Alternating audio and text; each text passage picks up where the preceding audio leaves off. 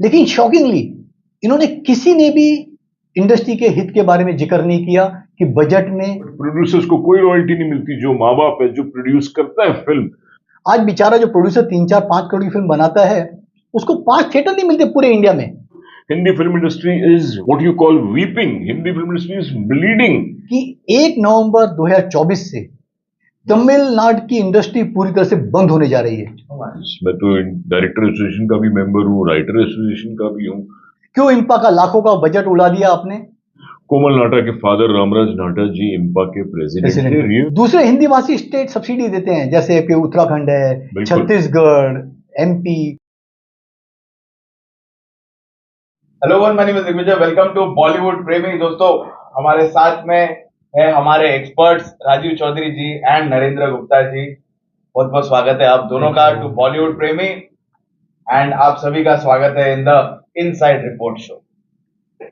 आज हम बजट के बारे में बात करने वाले हैं, जो कि हमारा निर्मला सीतारमन ने जो बजट पेश किया है, उस बजट में इंडस्ट्री को क्या मिला है, क्या नहीं मिला है, उसके बारे में सबसे पहले हम शुरुआत करेंगे।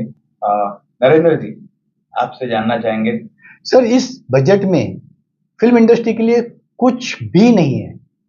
बाबा जी का ठुल्लू, एक दो शब्द में बोला जाए तो। कई सारे एमपी हैं जो फिल्म स्टार इंडस्ट्री से जुड़े हुए हैं। हेमा मालिनी, अरुण गोविल, कंगना रनावत, पवन कल्याण जो एनडीए के पार्ट हैं, हमारे शत्रुघ्न सिन्हा साहब जो अपोजिशन में बहुत ऊंची आवाज रखते हैं बोलने में। लेकिन शॉकिंगली इन्होंने किसी ने भी इंडस्ट्री के हित के बारे में जिक्र नहीं किया कि बजट में इसका कुछ फायदा इंडस्ट्री को पहुंचे। कई सारे मुद्दे हैं, इंडस्ट्री को आज तक एक इंडस्ट्री का दर्जा नहीं मिला है, जिससे कि उनको लोन में फैसिलिटी हो, बैंक उनको रिकॉग्नाइज करे कि भैया आप एक फुल फ्लेज इंडस्ट्री हो। कई सारी बातें अगर सेंट्रल गवर्नमेंट ध्यान से स्टडी करती इंडस्ट्री की प्रॉब्लम, तो उनको बेनिफिट दे सकती थी। जैसे कि जीएसटी, टिकट पे अगर जीएसटी निकाल दी जाए तो ऊंट के मुंह में जीरे के समान इनकम होती है सेंट्रल गवर्नमेंट को। इसके अलावा जब इंडस्ट्री जूझ रही है, मल्टीप्लेक्स बंद हो रहे हैं, इनकम नहीं आ रही, पब्लिक थिएटर में नहीं आ रही, ऐसे में चाहिए था उनको कंसेशन रेट पे प्रॉपर्टी टैक्स हो, वाटर चार्जेस में रियायत मिले, उनको सस्ते दामों पर जमीन उपलब्ध की जाए कि वहां पर थिएटर बन सके। आज हम चाइना से अपनी इकोनॉमी की कंपैरिजन करते हैं। आज पूरे हिंदुस्तान में सिंगल स्क्रीन मल्टीप्लेक्स मिला के 9,000 भी नहीं है, और वहीं चाइना करीब 60,000। तो कुछ कंपैरिजन ही नहीं हमारे इंडियन फिल्म इंडस्ट्री का और चाइना के बारे में बात की जाए तो। इसके अलावा जो सीनियर बेचारे रिटायर हो जाते हैं, एक्टर है, टेक्नीशियंस है, उनके लिए कोई स्कीम नहीं है। ना उनके लिए हेल्थ की स्कीम है, ना रेगुलर पेंशन की स्कीम है। कहाँ कोने में खप के मर जाते हैं गुमनामी के दायरे में। रियली दुख होता है।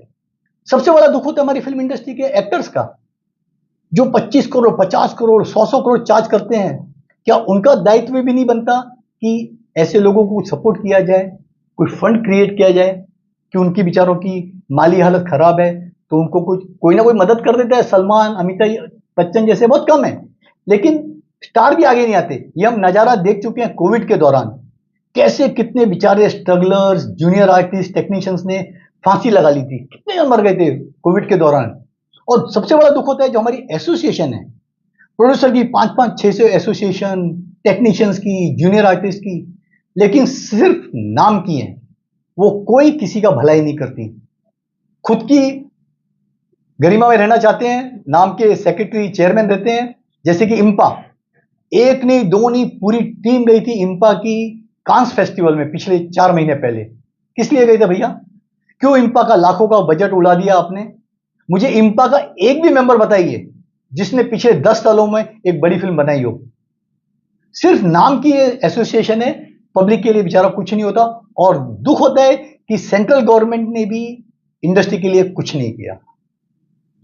राजीव जी, करेक्ट बात, एकदम सही है। इग्नोर किया जा रहा है गवर्नमेंट? नहीं, देखो, फिल्म इंडस्ट्री पहले भी शायद ऐसे ही थी, मगर इससे तो बेटर थी क्योंकि थिएट्रिकल बिजनेस अच्छा था। फ्लॉप फिल्मों का भी थिएटरों में बिजनेस होता था, और एंटरटेनमेंट टैक्स के लिए भी लोग लड़े थे। अमित जी गए थे साथ में, होप 86 हुआ था, 1986 की बात कर रहा हूँ, जब कोमल नाटा के फादर रामराज नाटा जी इंपा के प्रेसिडेंट थे। रियल में काम करते थे लोग। बट अफसोस आजकल जैसे इन्होंने कहा कांस में चले जाएंगे हम लोग, तो हर साल देते ही है फीस इम्पा की, इतने सालों से देते आ रहे हैं, बट एज अ प्रोड्यूसर हमको कोई बेनिफिट Benefit नहीं मिलता है। नहीं है। अगर हमको कोई आर्टिस्ट तंग करता है शूटिंग में, डेट्स नहीं देता है, तो आप इम्पा में जाओ तो आपको कुछ कोई राहत नहीं मिलेगी, कोई होप नहीं है। I am just wondering why are these associations. मैं तो डायरेक्टर एसोसिएशन का भी मेंबर हूँ, राइटर एसोसिएशन का भी हूँ, प्रोड्यूसर्स एसोसिएशन का भी हूँ, विफ्पा का भी हूँ जो मिडिल क्लास प्रोड्यूसर एसोसिएशन का, but I have not found any relief from any sector. It's just that title जो है वो रजिस्टर हो जाता है, बस we get the benefit of title registration. That's it. बाकी मुझे नहीं लगता है कि कोई ऐसा बेनिफिट है आज एसोसिएशन से। जो मैं लेकिन हाईलाइट करना चाहता हूं बात, आज फिल्म स्टार्स भी इतना कमाते हैं, but why are they putting money in other businesses? देखो शाहरुख खान जी भी आईपीएल में इन्वेस्ट करेंगे, कॉर्पोरेट वर्ल्ड में, because Hindi film industry is shaky. I think people are wondering कि ये थिएट्रिकल बिजनेस कितना चलेगा। जिस तरह थिएट्रिकल बॉक्स ऑफिस चल रहा है आज, nobody is ready to really invest, not a bank is coming forward. जैसे आपने कहा कि इंडस्ट्री रिकग्नाइज नहीं है, तो इसलिए आज जो भी कमा रहा है पैसे, पहले होते थे देवानंद जी, राजेंद्र कुमार जी, पैसा कमाया तो इंडस्ट्री में ही डाला, बट अभी सब लोग पैसे यहां से कमा के कॉर्पोरेट वर्ल्ड में जाते हैं। ऐसा लगता है जैसे ये हॉबी के लिए बिजनेस लिया है। आज फिल्म लाइन में मैं भी अगर फिल्म से अटैच हूं तो मैं साइड में बिजनेस ढूंढता हूं, because there is no security. Where is the security for people? कुछ नहीं है। थिएट्रिकल बिजनेस का हाल बुरा है। थिएटर में जीएसटी अगर वेव ऑफ करे गवर्नमेंट तो कुछ भला होगा, टेम्पररीली वेव ऑफ करे, भले 3 साल के लिए करे, एक tax holiday they, so that theatres का बिजनेस पिकअप हो। नहीं तो मुझे डर है थिएटर्स का क्या हाल होगा पता नहीं।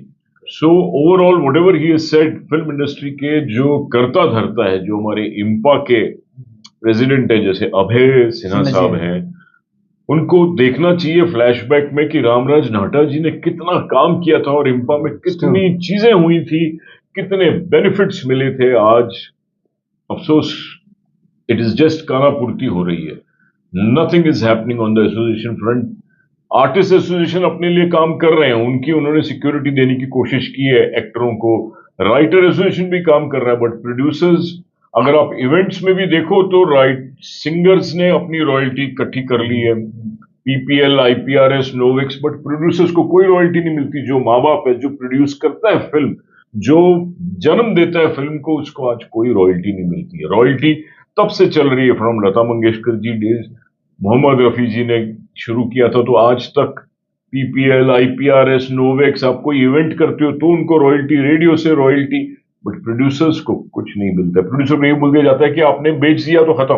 अरे भाई, वो भी तो पैसे लेके जाते हैं, अगर गाना गाते हैं तो हम उनको पैसे देते हैं, वाउचर लेते हैं फुल एंड फाइनल का, उसके बाद भी उनको रॉयल्टी मिलती है। So there is a problem with producers association. Some producers lobby should come up and talk to the government and save the industry. हमारे ऑपोजिशन में तो एक ही शत्रुघ्न सिन्हा जी है, मगर मुझे शायद नजर नहीं आए सदन में इस बार, बट यहाँ तो Kangana Ranaut ji should get up and talk about film industry, Hema Malini ji should get up and talk, even there are many more, Pawan Kalyan ji हैं, अरुण गोविल जी हैं, इन सबको खड़े होकर बोलना चाहिए कि sir, producers need your support.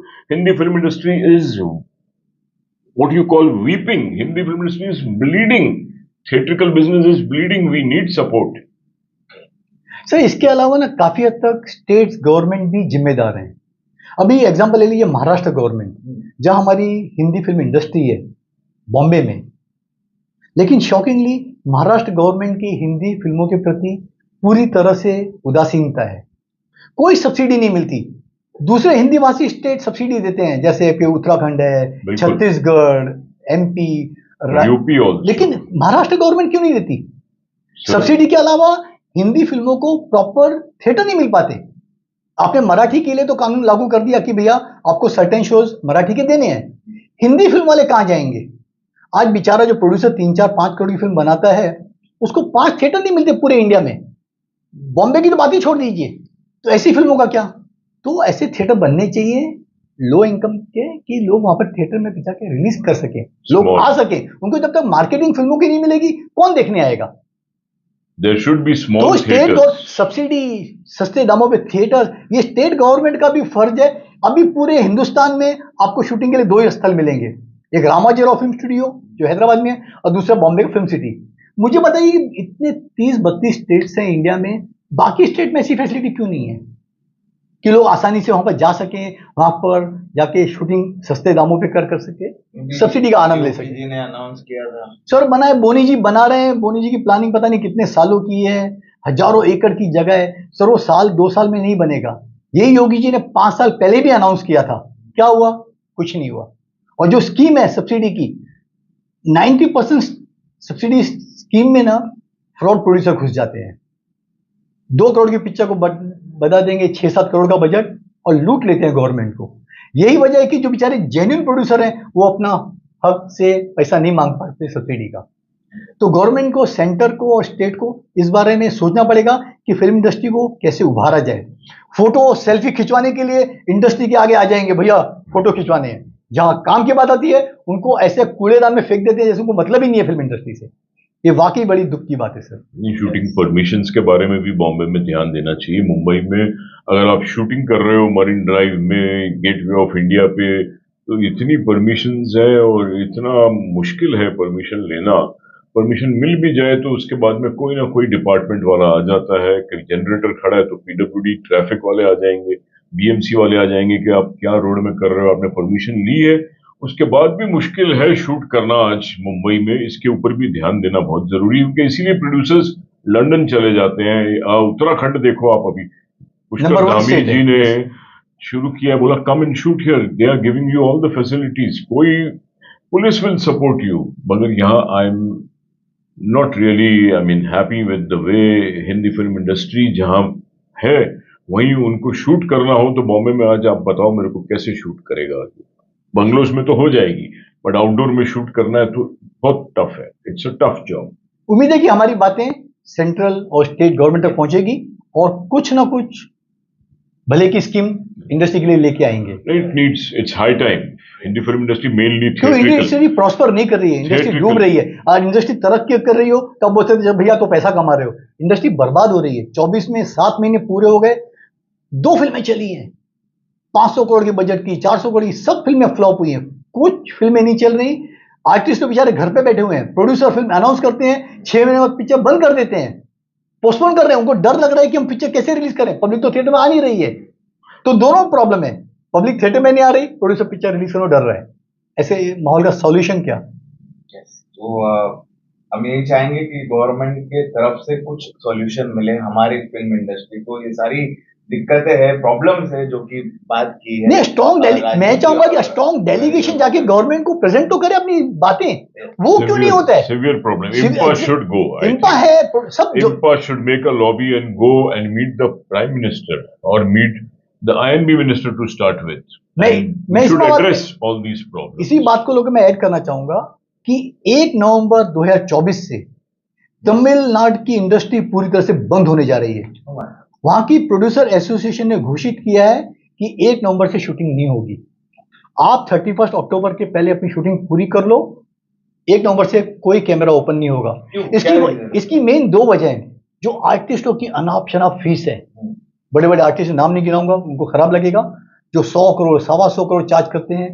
और टेक्नीशियन की फीस, चाहे म्यूजिक डायरेक्टर हो, स्क्रीन प्ले राइटर हो, स्टंट्समैन हो, कॉस्ट काफी हाई है। दिखाने के लिए उनकी फिल्में सिर्फ 3 दिन ओपनिंग लेती है, वो भी फैन क्लब की वजह से चौथे दिन पिक्चर सो जाती है। लेटेस्ट एग्जांपल था आपकी हिंदुस्तानी 2, 60 करोड़ का वीकेंड था। मंडे को पिक्चर का कलेक्शन पैन इंडिया मात्र 3 करोड़, जो कि 5% आता है। यही वजह है कि साउथ वाले अब जागे कि भैया हम कहां खर्चा कर रहे हैं, आर्टिस्ट अपनी कीमत कम करें, टेक्नीशियन जमीन पे आए तो फिल्में बनाना वाजिब होगा चलना। सर जो सर ने बोला कि तमिलनाडु के प्रोड्यूसर नहीं, वो तो साउथ का मैंने आपकी प्रोग्राम में कहा था कि VPF चार्जेस के लिए उन्होंने मना कर दिया था, बोला था हम नहीं देंगे। And distributors, exhibitors had to surrender, और VPF चार्ज वहां पे उन्होंने कम किया, नहीं तो ये लोग तो खड़े हो जाते। साउथ में यूनिटी ज्यादा है प्रोड्यूसर्स की, they combine and they fight. हमारे यहाँ यूनिटी भी नहीं है ना प्रोड्यूसर्स की, यहाँ बड़ा प्रॉब्लम है। यहाँ खुश होते हैं कि चलो भैया एक जगह अगर काम मिल रहा है तो उसी में ही सब लाइन लगा के खड़े हो जाते हैं। अब दूसरों को भी तो काम दो, यहाँ ये बड़ा प्रॉब्लम है। There is lot of I think groupism, एक जैसे गैंग बन जाती कि नहीं हम अपने ही बस लोगों के साथ जुड़े रहेंगे।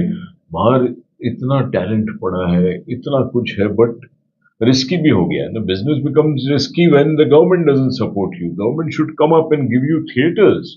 आज इन सही कहा, छोटे फिल्मों के लिए पैरेलल थिएटर्स होने चाहिए। जैसे आपका पीवीआर है तो पीवीआर मिनी बनाए, या पीवीआर जो भी नाम देना है, उसमें बीपीएफ चार्ज नहीं हो, उसमें लोडिंग चार्ज नहीं लगे, जो आज थिएटर में भारी पड़ता है छोटे प्रोड्यूसरों में। वहां का देखो पैरेलल सिनेमा कितना ऊपर जाता है, बहुत फिल्में आएंगी। सबको आज आउटलेट चाहिए, रिलीज चाहिए, कि रिलीज के बगैर ओटीटी में नहीं जा पाते आप। तो let some schemes come. We need schemes. We need immediate attention. The Hindi film exhibition sector, mainly theaters, theatrical, VPF charge, loading charge, छोटे प्रोड्यूसर्स पहुंच ही नहीं पाते थिएटर्स। काफी सारी बातें हुई on the budget. South South industry industry, जो वो लोग 1 नवंबर से स्ट्राइक पे स्ट्राइक पे जाने वाले। एंड मैं आप दोनों को थैंक यू बोलना चाहूंगा, क्योंकि आपने जो लाइट दी है इस मुद्दे पे, बहुत जरूरी बहुत जरूरी था एग्जैक्टली। Yes, हाँ, और जिनको पता नहीं है उनको भी एटलीस्ट मालूम पड़े कि ऐसी चलती है आज हमारी industry. Thank you. Thank thank thanks, thank you.